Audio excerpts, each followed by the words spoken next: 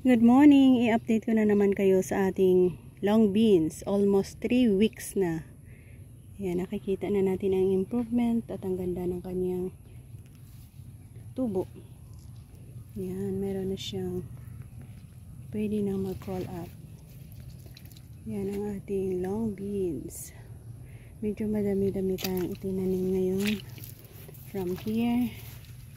Ayan.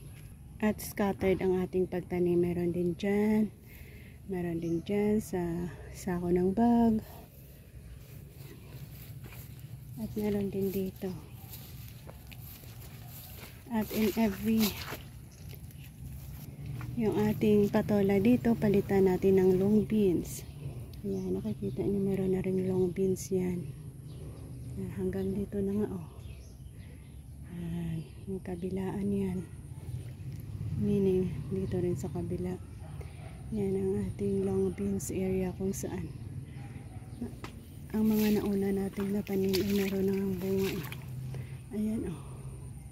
Ito yung halimbawa ng bunga ng ating long beans. Yan din. Ito din sa kabila.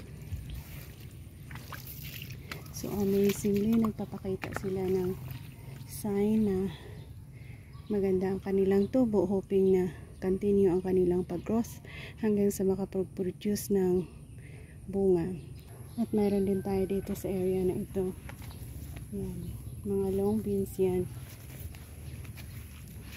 Yan ang ating long beans area. Medyo madami-dami ngayon ang ating naitanim compare sa nakaraang itinanim natin. Ang ganda na. Nilagyan na rin natin ng string to guide them to crawl up.